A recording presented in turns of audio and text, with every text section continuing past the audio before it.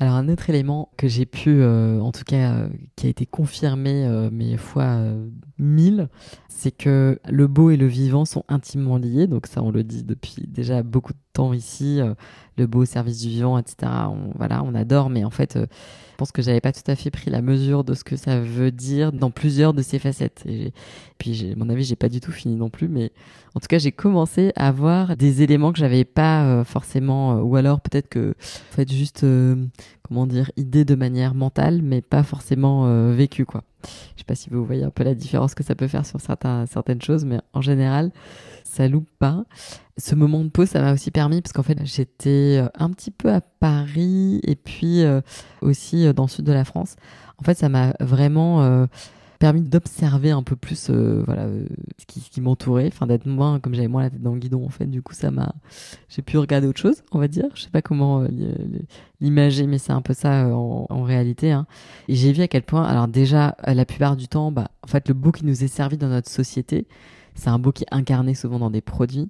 Du coup, c'est vraiment ou dans des projets ou dans des, enfin, vous voyez, mais c'est un beau qui est un peu packagé parce qu'en fait, sinon, toutes les autres expériences du beau, elles sont pas liées à du tout à un produit. Enfin, là, j'exclus, hein, du coup, évidemment, délibérément, toutes les expériences d'émerveillement, toutes les expériences où le beau surgit ailleurs que dans un produit, évidemment. Et donc ça, c'est tout un immense champ de notre vie qu'on adore, mais en tout cas, c'est pas là ce que j'aimerais partager avec vous dans cette voice note, mais c'était plutôt quand, du coup, dans les communications, dans les slogans, dans les baselines, etc., on voit ce mot, le beau, en fait, qui a été démultiplié. Enfin, je crois que son usage, enfin, je sais pas, avant, je crois que je le voyais pas autant.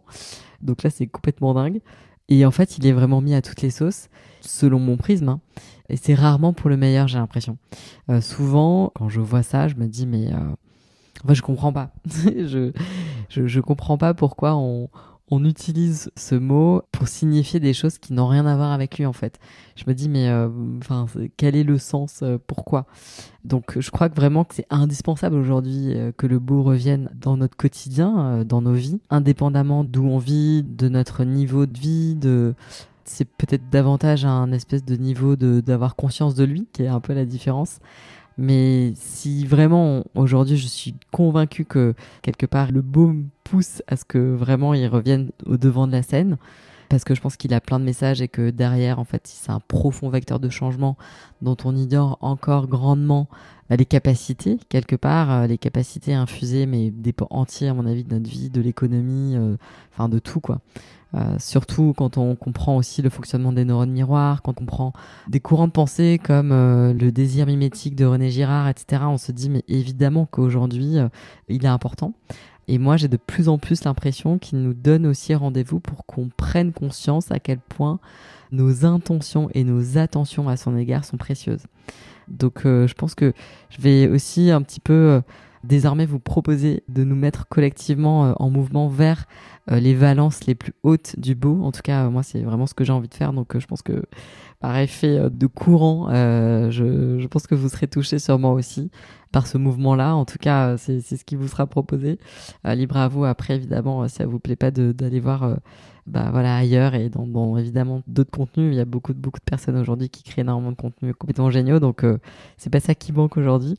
Mais en tout cas, je pense que ça, les valences hautes d'un beau en fait qui est ouvert puis qui est connecté à ces rythmes dont je vous parlais dans la voice note précédente, ces rythmes un peu universels.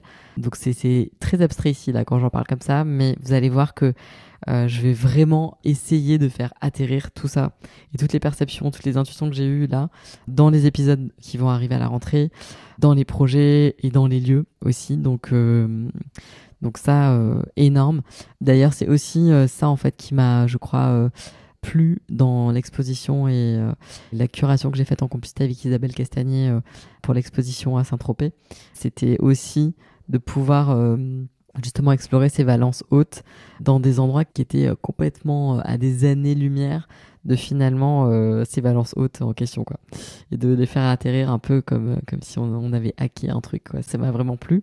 Aussi parce qu'en fait, bah là, ces derniers temps, j'ai quand même fait Enfin, je me suis mise en mouvement quand j'ai eu besoin justement d'être gourmande un petit peu de toutes ces choses qui me remettaient un peu en élan, qui me redonnaient de l'énergie. Ben, j'ai fait des rencontres.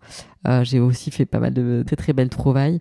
D'ailleurs, j'ai hâte, voilà, que je puisse faire circuler tout ça, parce que ça rejoint, je crois, ces valences un peu hautes du beau.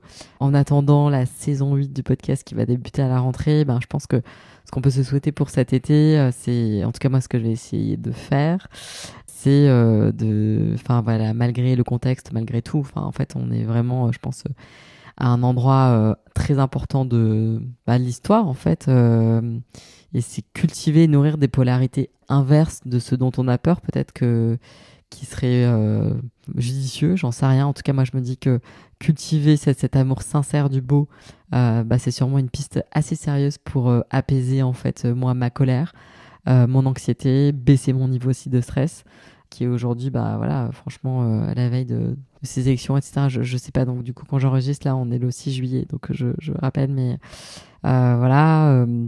Je pense que faire circuler, construire des circulations de ce beau un peu intime et ultime, c'est quelque chose qui est robuste au sens de Olivier Amand. Ça, c'est quelqu'un que j'aime beaucoup, et peut-être qu'on aura l'occasion de croiser sa route dans le podcast, je sais pas encore, mais si vous avez l'occasion d'écouter des interviews de lui, des podcasts, il a fait beaucoup de choses là ces derniers temps, c'est vraiment génial.